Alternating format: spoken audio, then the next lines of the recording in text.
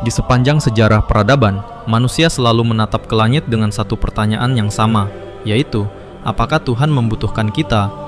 Pertanyaan itu terdengar sederhana, namun di dalamnya tersembunyi jurang pemikiran yang dalam, antara keagungan ilahi dan kerentanan manusia, antara Sang Pencipta yang maha sempurna dan ciptaan yang selalu merasa kurang. Sejak manusia pertama menyalakan api di gua, hingga ilmuwan modern yang menatap bintang dengan teleskop raksasa, rasa ingin tahu yang sama terus membakar hati kita. Apakah dalam keheningan kosmos ada sosok yang memperhatikan kita? Ataukah semua ini hanya gema kesepian kita sendiri? Di tengah dunia yang semakin rasional, agama sering dianggap sebagai peninggalan masa lalu, sebuah sistem makna yang lahir dari ketakutan terhadap yang tak diketahui. Namun di balik semua itu, muncul pertanyaan yang lebih dalam lagi, yaitu, jika Tuhan tidak membutuhkan kita, mengapa kita masih membutuhkannya? Harold Kushner dalam karyanya yang berjudul Who Needs God tidak menulis untuk membela agama. Ia menulis untuk memahami mengapa manusia modern masih haus akan makna spiritual di tengah dunia yang penuh teknologi namun miskin ketenangan. Kushner mengingatkan, agama bukan tentang memuaskan ego Tuhan, tetapi tentang menyembuhkan luka-luka manusia. Bukan karena Tuhan butuh disembah, melainkan karena manusia butuh belajar berlutut, bukan pada otoritas, tetapi pada makna. Kemudian muncul Gerhard Löffing, seorang teolog yang mempertanyakan dari sisi lain. Jika Tuhan begitu sempurna, mengapa ia memilih untuk bekerja melalui komunitas manusia? Dalam bukunya Das God Need the Church, Löffing berbicara tentang Tuhan yang memilih relasi, bukan karena kekurangan, tetapi karena cinta. Bahwa keberadaan komunitas iman, entah kita menyebutnya gereja, umat, atau manusia, adalah ekspresi dari kerinduan ilahi untuk berbagi, bukan untuk memiliki. Dan akhirnya, Krista McKirlen dalam karyanya yang berjudul God's Provision, Humanity's Need, mengajak kita memahami bahwa hubungan antara Tuhan dan manusia bukan hubungan antara kuat dan lemah, melainkan antara pemberi dan penerima yang saling menghidupkan. Tuhan tidak membutuhkan manusia karena kekurangan, tetapi manusia membutuhkan Tuhan karena keberadaannya tergantung pada kasih yang lebih besar dari dirinya sendiri. Disinilah, di persimpangan tiga pemikiran besar itu, kita akan menapaki sebuah perjalanan dari kesunyian hati manusia ke makna terdalam dari eksistensi spiritualnya. Sebuah perjalanan untuk memahami bukan hanya siapa Tuhan, tetapi apa artinya menjadi manusia di hadapan Tuhan. Karena mungkin Tuhan tidak membutuhkan manusia untuk menjadi Tuhan, tetapi manusia membutuhkan Tuhan agar tetap bisa menjadi manusia.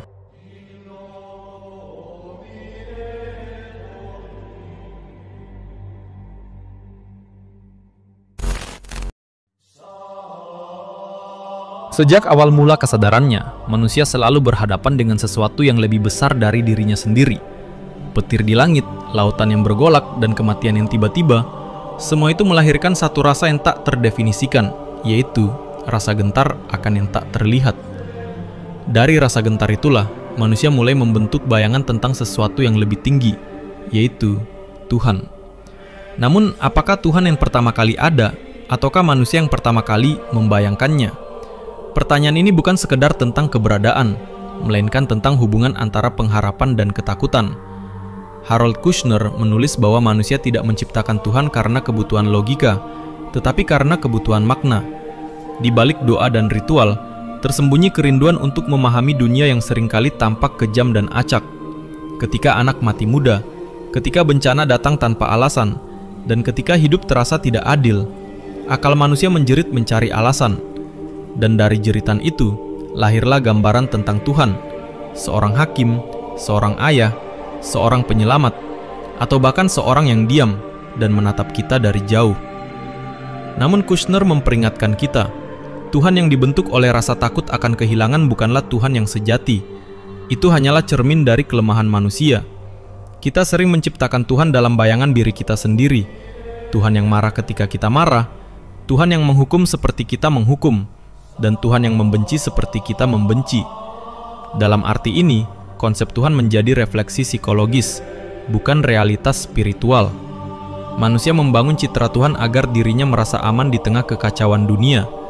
Namun semakin dalam kita menyelami makna ini, semakin jelas bahwa Tuhan yang sejati tidak dapat dikurung oleh persepsi manusia. Gerhard Löffing kemudian menambahkan dimensi baru. Baginya, Tuhan bukan ide abstrak yang berdiri di atas menara keabadian, melainkan pribadi yang masuk ke dalam sejarah manusia. Tuhan, dalam pandangan Löffing, tidak hanya diketahui oleh manusia. Ia mengundang manusia untuk hidup bersamanya, membentuk komunitas, dan menjadi saksi kasih yang melampaui batas individu. Artinya, manusia tidak sekedar memproyeksikan Tuhan dari pikirannya, tetapi juga menemukan Tuhan melalui relasi nyata dengan sesamanya. Disinilah paradoks itu lahir. Kita mencari Tuhan di langit, tetapi Ia sering menampakkan diri di wajah manusia lain. Tuhan yang sejati bukanlah bayangan, tetapi kehadiran yang hidup dalam tindakan cinta, keadilan, dan pengorbanan. Lalu datang Krista McKirlen yang melihat relasi manusia dan Tuhan bukan sebagai hubungan antara pencipta dan ciptaan semata, melainkan sebagai hubungan antara sumber dan yang bergantung. Dalam filsafat eksistensialnya, manusia adalah makhluk yang selalu menerima kehidupan, udara, bahkan kesadaran itu sendiri. Kita tidak pernah benar-benar memiliki, kita hanya dianugerahi. Maka manusia tidak diciptakan untuk melengkapi Tuhan, melainkan untuk mengalami kasih Tuhan. Dan pengalaman itu baru menjadi nyata ketika manusia menyadari keterbatasannya. Dalam keterbatasan itu, manusia berhenti membentuk Tuhan sesuai keinginannya dan mulai membiarkan Tuhan mengubah dirinya. Manusia membayangkan Tuhan dengan segala keterbatasan logikanya, namun justru dalam keterbatasan itulah percikan ilahi mulai tampak. Tuhan mungkin tidak bisa dijelaskan, tetapi bisa dihidupi dalam setiap tindakan kecil yang memantulkan kasih, kejujuran, dan harapan. Kita tidak akan pernah tahu wajah sejati Tuhan, namun setiap kali manusia menolak untuk menyerah pada kegelapan, setiap kali ia memilih kasih daripada kebencian, dan setiap kali ia berbuat baik meski dunia tidak melihat, di sanalah, tanpa disadari, bayangan Tuhan menjadi sedikit lebih nyata.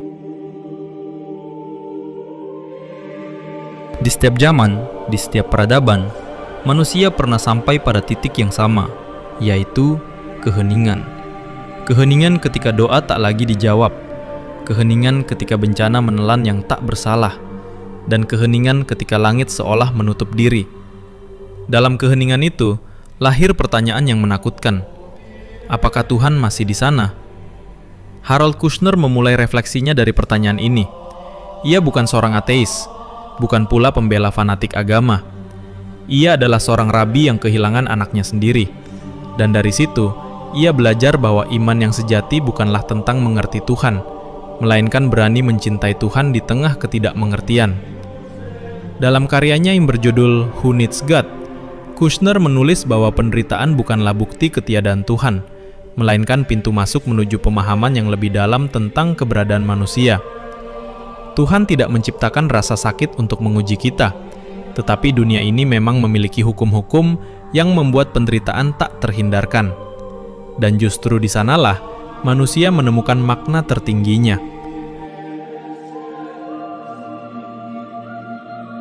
Tuhan mungkin tidak membutuhkan manusia dalam arti eksistensial, tetapi Ia mengizinkan manusia menjadi rekan dalam penciptaan kebaikan. Setiap kali manusia menolong sesamanya, setiap kali ia menolak untuk membalas keburukan dengan keburukan, ia sedang memperpanjang tangan Tuhan di dunia yang hening. Lalu datang pertanyaan dari Gerhard Löffing. Jika Tuhan begitu berkuasa, mengapa Ia tidak melenyapkan penderitaan? Jawabannya tidak datang dari langit, tetapi dari komunitas manusia itu sendiri. Löffing melihat bahwa Tuhan menyembunyikan diri agar manusia bisa menemukan makna dalam keterlibatan bersama. Tuhan bekerja melalui cinta yang diwujudkan oleh sesama manusia. Ia hadir dalam pelukan di rumah duka, dalam tangan yang memberi makan orang lapar, dan dalam suara lembut yang berkata, "Kamu tidak sendirian." Disitulah, kata Löffing, gereja sejati lahir, bukan dari bangunan, tetapi dari penderitaan yang dibagi. Manusia menemukan Tuhan bukan ketika hidupnya sempurna, tetapi ketika ia membuka dirinya untuk berbagi luka. Krista McKirlen kemudian memperluas pemahaman ini. Ia menulis bahwa penderitaan mengungkapkan hakikat terdalam manusia, bahwa kita tidak bisa hidup sendiri. Keterbatasan dan kesakitan bukan tanda kelemahan, tetapi pengingat bahwa manusia adalah makhluk yang menerima. Dalam penderitaan, manusia akhirnya menyadari bahwa ia bukan pusat alam semesta. Ia tidak berkuasa atas segalanya.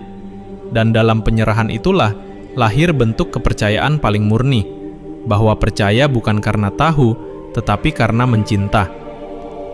Kushner berkata, tugas agama bukan menjawab mengapa sesuatu terjadi, tetapi mengajarkan kita bagaimana tetap hidup setelah itu terjadi. Dan mungkin disitulah suara Tuhan sesungguhnya terdengar, bukan dalam guntur yang menggelegar di langit, tetapi dalam bisikan yang lembut di hati manusia yang terluka. Aku bersamamu, bahkan dalam diam.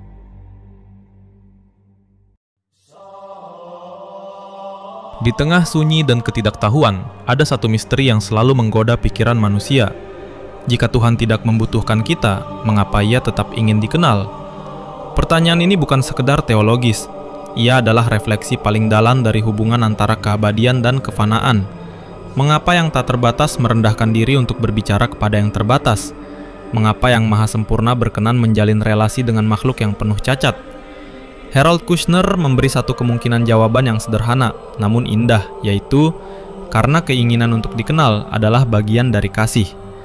Dalam Who Needs God, ia menulis bahwa agama bukanlah alat untuk menenangkan Tuhan, melainkan undangan agar manusia mengenal kebaikan yang melampaui dirinya.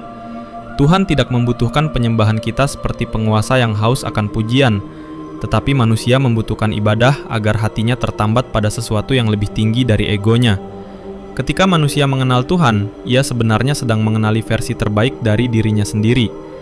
Namun, Gerhard Löffing membawa gagasan itu lebih jauh. Dalam pandangannya, Tuhan bukan sekedar ingin dikenal secara pribadi, tetapi secara bersama. Ia tidak datang untuk menciptakan individu-individu yang terisolasi dalam spiritualitas pribadi, melainkan komunitas yang hidup dari kasih yang sama. Menurut Löffing, Tuhan menghendaki agar manusia membentuk tubuh sosial yang menjadi cermin kasih-Nya, karena cinta yang sejati selalu membutuhkan ruang untuk dibagikan. Relasi Tuhan dan manusia bukan hanya vertikal, antara langit dan bumi, tetapi juga horizontal, antara manusia satu dengan yang lain. Ketika seseorang menatap saudaranya dengan penuh empati, disitulah, tanpa disadari, Tuhan sedang dikenal melalui wajah manusia. Krista McKirlan menulis bahwa relasi adalah ekspresi tertinggi dari keberadaan ilahi. Menurutnya, Tuhan tidak mengenal kesendirian, karena hakikat Tuhan adalah memberi. Kasih yang sejati selalu bergerak keluar dari diri. Ia menuntut untuk dibagikan, bukan disimpan. Itulah sebabnya Tuhan tidak menciptakan manusia karena kebutuhan, tetapi karena cinta selalu mencari wadah untuk menyatakan dirinya.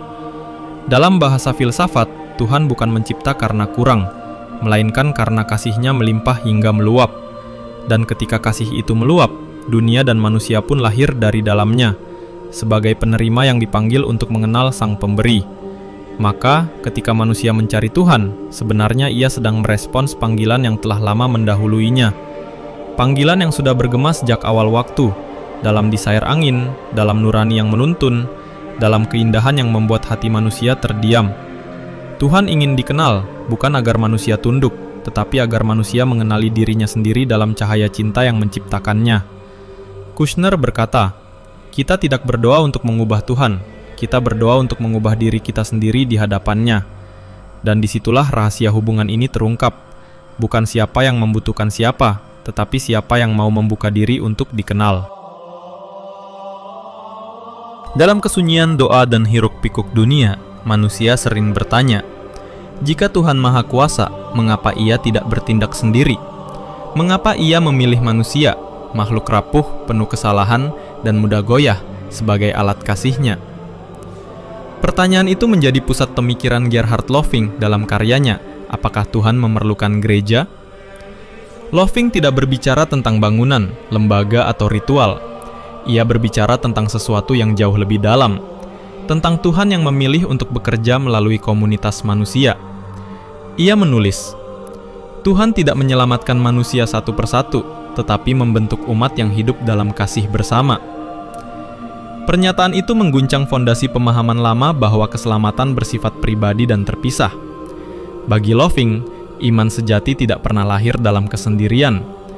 Tuhan memanggil manusia bukan hanya untuk mengenalnya, tetapi untuk menciptakan dunia yang lebih penuh kasih bersama-sama. Loving melihat bahwa sejak awal, kisah manusia selalu adalah kisah komunitas. Adam tidak dibiarkan sendiri karena tidak baik manusia seorang diri. Bangsa Israel dipilih bukan karena mereka sempurna, melainkan karena melalui mereka, dunia akan mengenal Tuhan. Dalam pandangan Loving, Tuhan tidak membutuhkan gereja karena ia kekurangan, tetapi karena kasih yang sejati selalu menuntut untuk dihidupi bersama. Seperti matahari yang tak bisa tidak memancarkan cahayanya, Tuhan tidak bisa tidak berbagi kasih-Nya kepada dunia. Dan manusia dipanggil untuk menjadi cermin dari kasih itu dalam tindakan nyata, memberi, mengampuni, dan mengasihi. Namun komunitas ini tidak sempurna. Ia rapuh, penuh konflik, bahkan kadang menjadi sumber luka. Loving tidak menutup mata terhadap kenyataan itu. Ia tahu bahwa setiap kelompok manusia bisa jatuh ke dalam egoisme, fanatisme, dan kekuasaan. Tapi justru di sanalah keindahan panggilan ilahi tampak. Tuhan tetap mempercayakan kasih-Nya kepada manusia yang tidak sempurna. Itulah cinta sejati, cinta yang memilih untuk tetap percaya, bahkan ketika tahu bahwa ia bisa dikhianati. Cinta yang tidak menuntut kesempurnaan, tetapi menyempurnakan mereka yang mau belajar mencinta. Dalam komunitas yang dibentuk oleh kasih, setiap manusia menjadi bagian dari cerita ilahi. Tuhan hadir dalam tawa mereka, dalam kerjasama, dalam perjuangan untuk kebenaran. Dan ketika manusia berkumpul bukan untuk saling menguasai, tetapi untuk saling menopang, di sanalah kata Loving, Tuhan berdiam di tengah mereka. Ia tidak hadir di menara gading teologi, tetapi di meja makan sederhana, di tempat orang-orang berbagi roti, di pelukan antara mereka yang saling memaafkan. Karena Tuhan tidak membutuhkan gereja sebagai lembaga, tetapi gereja dalam arti sejatinya adalah panggilan manusia untuk hidup bersama dalam cinta. Mungkin inilah rahasia besar hubungan Tuhan dan manusia, bahwa cinta yang sejati tidak ingin berjalan sendiri, bahwa bahkan Tuhan dalam keagungannya memilih kebersamaan sebagai bentuk tertinggi dari kehadiran. Dan disinilah manusia menemukan maknanya, bukan dalam pencarian pribadi yang sunyi, tetapi dalam cinta yang dihidupi bersama, di mana setiap wajah menjadi cermin kecil dari Tuhan yang tak terlihat. Dalam pandangan Krista L. McKirlen, hubungan antara Tuhan dan manusia bukan tentang kebutuhan yang lahir dari kekurangan, tetapi tentang pemberian yang lahir dari kelimpahan. Tuhan tidak menciptakan manusia karena kesepian, melainkan karena cinta yang meluap dan ingin berbagi keberadaan. McKirlen menulis dalam God's Provision, Humanity's Need, bahwa hakikat manusia adalah makhluk yang bergantung. Ketergantungan ini bukan kelemahan, tapi justru struktur terdalam dari eksistensi. Manusia hidup bukan untuk menjadi mandiri dari Tuhan, tetapi untuk mengalami kehidupan yang penuh melalui relasi dengan sumbernya. Dependence is not the problem, tulisnya. It is the design. Bagi McKirlen, seluruh penciptaan adalah drama hubungan antara yang tak terbatas dengan yang terbatas, antara kasih yang memberi dan ciptaan yang menerima. Dalam pandangan ini, keberadaan manusia bukan sekadar respons terhadap kehendak ilahi, tetapi bagian dari kehendak untuk mencintai. Tuhan tidak membutuhkan kita agar Ia menjadi Tuhan, namun Ia memilih untuk membutuhkan kita, karena cinta sejati selalu melibatkan kerentanan untuk berbagi diri. Coba bayangkan, Tuhan yang Maha Kuasa, yang tak terbatas, menundukkan diri untuk membiarkan makhluknya menjadi bagian dari ceritanya. Inilah misteri kasih, divine condescension, kerendahan hati yang ilahi. Kekuatan tertinggi justru tampak dalam kesediaan untuk berbagi ruang dengan yang lemah. Dalam hubungan itu, manusia tidak hanya diselamatkan, tapi juga dimuliakan, karena Tuhan menjadikan mereka rekan dalam rencananya. McKirlen melihat bahwa relasi dengan Tuhan bukan sekedar kebutuhan spiritual, melainkan dasar ontologis kehidupan itu sendiri. Segala yang hidup, hidup karena berada dalam arus pemberian itu. Jika manusia memutus hubungan dengan Tuhan, maka ia bukan sekedar kehilangan iman, tapi kehilangan realitas hidup yang sejati. Ketergantungan dalam makna terdalamnya adalah partisipasi dalam keberadaan Tuhan. Manusia menjadi makhluk yang sungguh hidup hanya ketika ia bergantung secara aktif, menerima, berterima kasih, dan memberi kembali. Hubungan ini bukan rantai yang mengikat, tapi tarian yang menyatukan. antara pencipta dan ciptaan, antara kasih yang memberi dan kasih yang menjawab. Dan disinilah paradoks suci itu muncul. Tuhan yang sempurna tidak membutuhkan apapun, namun Ia memilih untuk mencintai makhluk yang rapuh, dan melalui cinta itu, Ia membutuhkan manusia agar kasih-Nya bisa nyata dalam sejarah. Hubungan antara Tuhan dan manusia bukan transaksi, dan bukan kewajiban, tetapi partisipasi dalam misteri keberadaan yang saling memberi makna. Manusia membutuhkan Tuhan untuk hidup, dan Tuhan membutuhkan manusia untuk mencintai. Ketika kita memahami ini, pertanyaan lama, apakah Tuhan membutuhkan kita, berubah menjadi sesuatu yang lebih lembut dan lebih dalam. Apakah kita bersedia menjadi ruang di mana kasih-Nya bekerja? Apakah kita rela menjadi bagian dari kisah yang lebih besar dari diri kita sendiri? Dalam pandangan McKirlen, cinta Tuhan adalah undangan, dan setiap manusia adalah jawabannya. Jika Tuhan itu baik, mengapa ada penderitaan? Pertanyaan itu bukan milik para filsuf. Ia lahir dari air mata, dari ruang rumah sakit, dari tanah pemakaman, dari keheningan doa yang tak dijawab. Dan di sanalah seorang rabi bernama Harold Kushner berdiri, mengatap langit yang seolah tak memberi jawaban. Buku terkenalnya When Bad Things Happen to Good People ditulis setelah anaknya meninggal karena penyakit langka. Namun gagasannya terus bergaung dalam buku Who Needs God. Kushner tidak sekedar menulis teologi, ia menulis dari reruntuhan hati manusia. Ia mengajukan sebuah pemikiran yang berani, bahwa Tuhan tidak menyebabkan penderitaan, bahwa alam semesta tidak bekerja di bawah kendali langsung Tuhan yang mengatur setiap butir debu dan air mata. Dunia ini, katanya, bekerja dengan hukum-hukum alam yang independen, dan Tuhan memilih untuk tidak melanggar hukum itu demi satu jiwa pun. Kushner menolak gambaran Tuhan yang kejam, yang memuji manusia seperti bidak catur. Ia melihat Tuhan sebagai sahabat yang duduk di sebelah kita saat kita menangis, sebagai kekuatan moral yang menuntun manusia untuk bertahan, bukan kekuatan ajaib yang menghapus derita dengan satu perintah. God does not send the pain, tulisnya, but God gives us the strength to endure it. Dalam pandangan ini, Tuhan bukanlah pengendali mutlak dari segala hal yang terjadi, melainkan sumber makna di tengah hal-hal yang tak bisa kita kendalikan. Kushner melihat bahwa agama bukan alat untuk menjelaskan penderitaan, tetapi jembatan untuk melewatinya.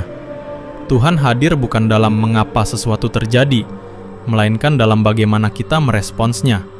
Di sini, agama menjadi kebutuhan bukan karena Tuhan memerintahkannya, melainkan karena manusia membutuhkan makna. Kita berdoa bukan untuk mengubah pikiran Tuhan, tetapi agar hati kita tidak hancur oleh absurditas dunia. Kushner menulis, "Religion is not a system of control, it is a system of meaning."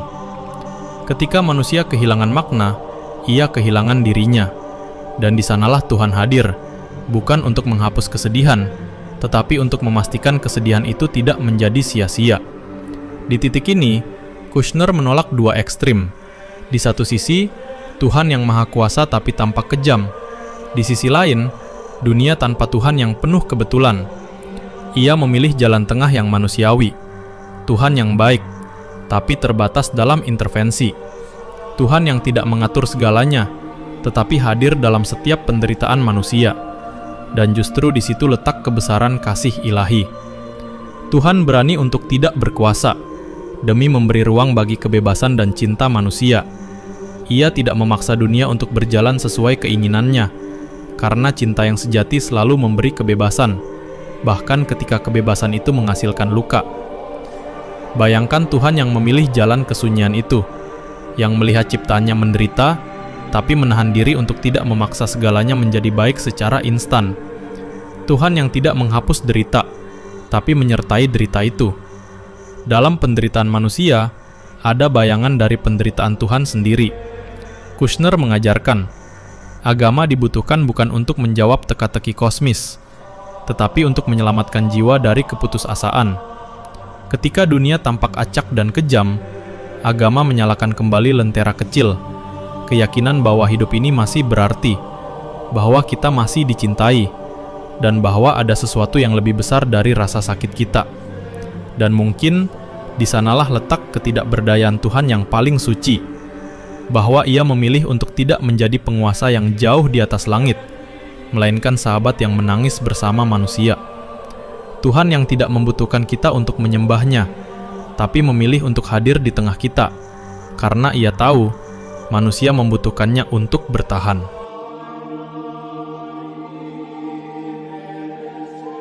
Dalam setiap jiwa manusia, ada sesuatu yang lebih dalam dari sekedar daging, darah, atau pikiran. Ada sesuatu yang memantulkan cahaya dari sumber yang tak terlihat, dan di sanalah para teolog, filsuf, dan penyair bertemu, bahwa manusia dalam segala kelemahannya adalah cermin dari Sang Pencipta.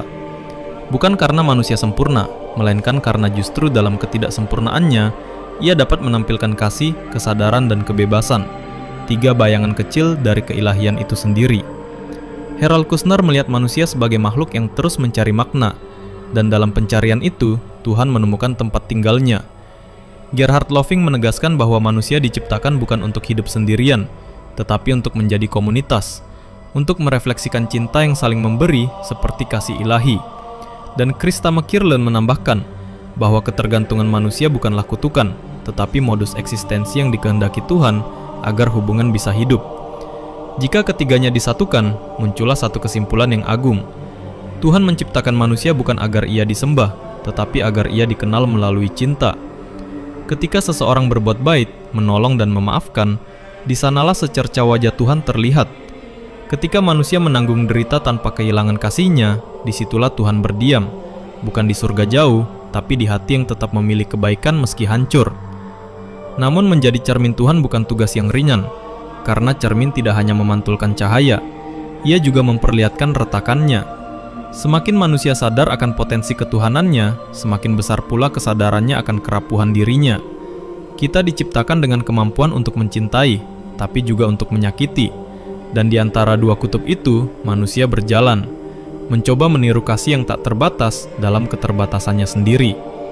Mungkin itulah alasan mengapa Tuhan tetap membutuhkan manusia. Bukan karena ia kekurangan sesuatu, tetapi karena hanya melalui manusia, kasih bisa mengambil bentuk yang nyata dalam dunia fisik ini. Tanpa manusia, kasih akan tetap menjadi ide. Dengan manusia, kasih menjadi tindakan.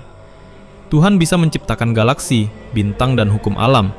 Tapi hanya manusia yang bisa mencintai dengan kesadaran, mengampuni dengan air mata, dan percaya meski tak melihat. Dan mungkin disitulah rahasia terdalam hubungan ini, bahwa manusia adalah bagian dari cara Tuhan menyatakan dirinya. Kita bukan sekedar ciptaan, tapi juga bahasa yang dipakai Tuhan untuk berbicara kepada dunia. Dalam setiap kebaikan, Ia berbisik. Dalam setiap kasih, Ia tersenyum. Dan dalam setiap penderitaan yang ditanggung dengan iman, Ia hadir, walau tak terlihat. Cermin itu mungkin retak, namun justru dari retakan itulah cahaya seringkali masuk. Dan mungkin itulah makna terdalam dari menjadi manusia, bahwa kita diciptakan bukan untuk menjadi sempurna, tetapi untuk menjadi jujur dalam pencarian kita akan Tuhan. Karena pada akhirnya, Tuhan tidak memerlukan manusia agar ia menjadi Tuhan, namun manusia membutuhkan Tuhan agar ia tetap menjadi manusia. Pertanyaan ini telah berputar di hati manusia sejak ia mulai memandang langit dan bertanya siapa yang menatap balik dari sana. Apakah Tuhan membutuhkan kita? Bagi sebagian orang, pertanyaan ini tampak sombong. Bagaimana mungkin Sang Pencipta yang menciptakan galaksi dan hukum alam bisa membutuhkan sesuatu yang rapuh seperti kita? Namun, di sisi lain, bukankah seluruh kisah penciptaan justru menunjukkan kerinduan ilahi untuk berbagi keberadaan? Gerhard Löffing menjawab dengan tegas, Tuhan tidak membutuhkan manusia karena kekurangan, melainkan karena kehendak untuk berelasi. Cinta sejati, bahkan cinta ilahi, selalu menuntun diri untuk keluar dari dirinya sendiri, untuk mencipta ruang bagi yang lain. Tuhan yang sejati bukanlah Tuhan yang terisolasi, tetapi Tuhan yang mengundang manusia ke dalam komunitas kasih-Nya. Krista McKierlin memperdalamnya. Ketergantungan manusia pada Tuhan bukanlah kesalahan, melainkan rancangan yang sakral. Tuhan menciptakan makhluk yang bergantung agar kasih-Nya bisa mengalir, agar ada ruang bagi cinta untuk menjadi pengalaman, bukan sekedar konsep. Dan dalam arus pemberian itu, Tuhan juga menjadi sesuatu. Ia menjadi dikenal, dihayati, dan dicintai. Sedangkan Harold Kushner dalam Kejujuran yang Menyayat menunjukkan sisi lain dari relasi ini. Tuhan tidak membutuhkan kita untuk menegaskan kuasanya, tapi Ia memilih untuk hadir dalam kelemahan kita, karena disitulah makna kasih paling murni terwujud. Kasih yang sejati bukan tentang kuasa, tapi tentang keberanian untuk menyertai penderitaan. Dan di titik inilah ketiga gagasan itu bersatu seperti tiga pilar dalam satu kuil spiritual. Ketiganya berkata hal yang sama dengan tiga nada berbeda, bahwa Tuhan membutuhkan manusia bukan karena Ia kekurangan, tetapi karena cinta yang sempurna selalu ingin memberi diri. Mungkin Tuhan tidak pernah membutuhkan manusia sebagaimana manusia membutuhkan Tuhan. Namun, Ia memilih untuk melibatkan manusia dalam kisahnya. Ia bisa saja menciptakan dunia yang tunduk sepenuhnya pada kehendaknya, tapi Ia tidak menginginkan boneka. Ia menginginkan rekan dialog, makhluk yang bisa mencintai, merespons, dan menolak. Itulah resiko cinta, dan juga keindahannya. Tuhan membutuhkan manusia sebagaimana seorang seniman membutuhkan penonton, bukan agar karyanya sah, tetapi agar keindahan yang Ia ciptakan dilihat, diresapi, dan diteruskan. Tanpa manusia, mungkin semesta tetap indah, namun tidak ada yang menyadari keindahannya. Bayangkan, seluruh galaksi berputar tanpa saksi, laut bergelora tanpa mata yang mengaguminya, cinta eksis tanpa jiwa yang merasakannya. Maka Tuhan menciptakan manusia, bukan agar ia dipuja, tetapi agar keindahannya disadari. Kita bukan kebutuhan, kita adalah undangan. Undangan untuk menjadi bagian dari kisah kasih yang tak terbatas.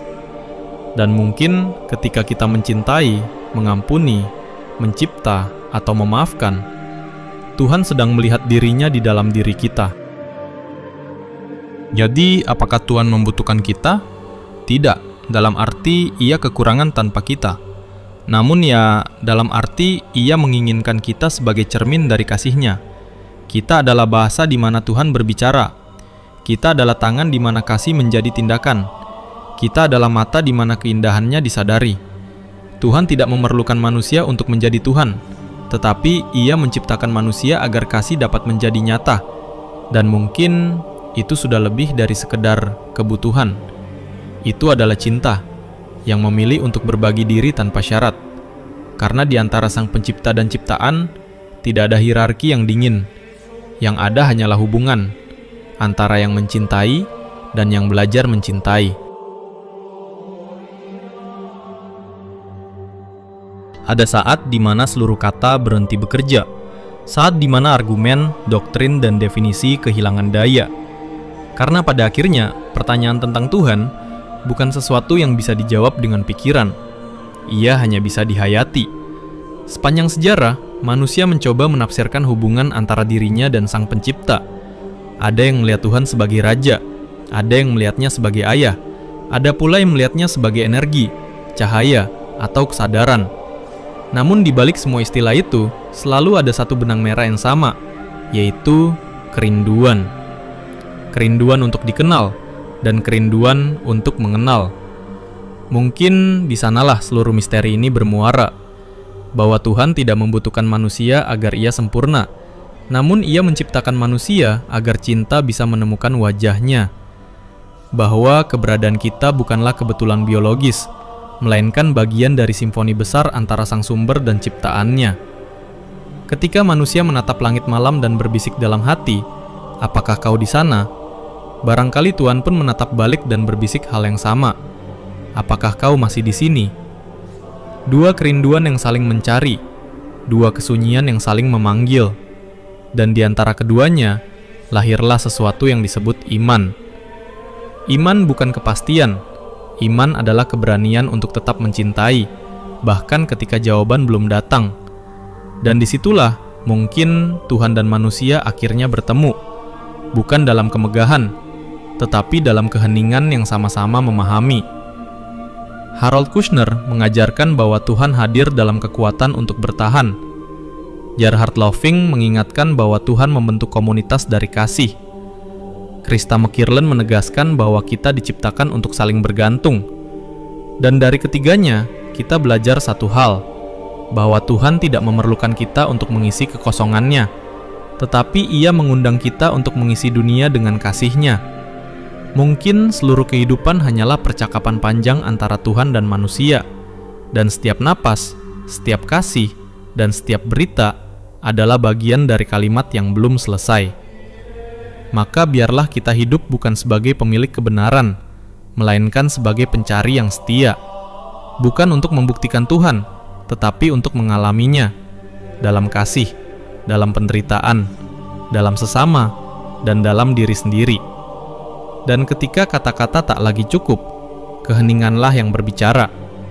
Sebab di dalam keheningan itulah Tuhan menjawab, bukan dengan suara, tetapi dengan kehadiran.